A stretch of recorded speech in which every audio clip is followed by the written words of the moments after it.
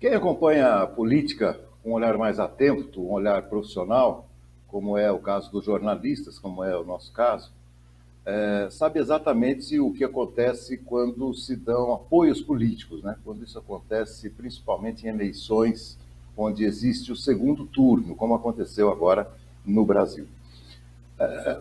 Do ponto de vista político, evidentemente que as pessoas que aderem a uma candidatura esperam ser agraciadas depois com cargos, com ministérios, às vezes, secretarias, das autarquias, né? Tantas autarquias que nós temos aqui no Brasil.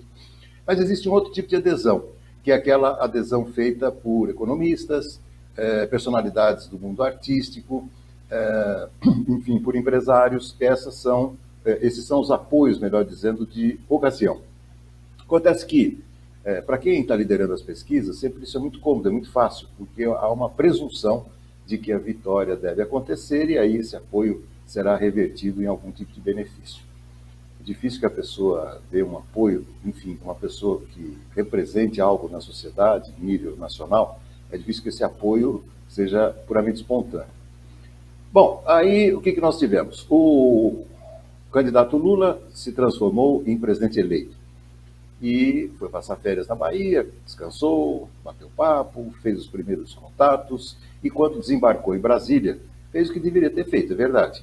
Falou com os representantes das nossas instituições, Congresso Federal, Suprema Corte, mas depois, daí para frente, foi uma lambança atrás da outra. Lula, num ato onde ele estava visivelmente tomado emocionalmente, acabou falando o que ninguém gostaria de ouvir, ou seja, que o atendimento social justifica a explosão das contas públicas.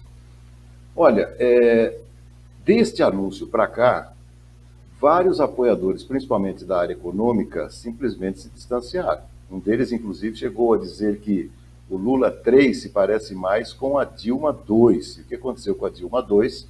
Ela foi retirada do poder.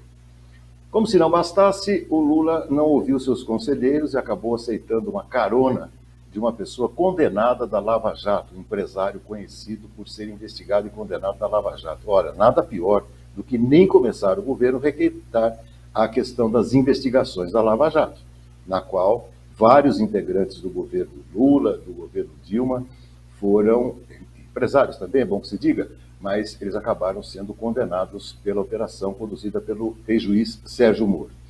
Como se não bastasse tudo isso, o tal governo de coalizão, tão proclamado e anunciado pelo presidente eleito Lula, na prática o que a gente tem visto é que, fora aqueles petistas que continuam presos ou enrolados com a lei, as indicações estão contemplando eminentemente pessoas ligadas ao PT. Ou seja, isso já está criando uma área de atrito entre o presidente eleito e aqueles que o apoiaram no segundo turno das eleições.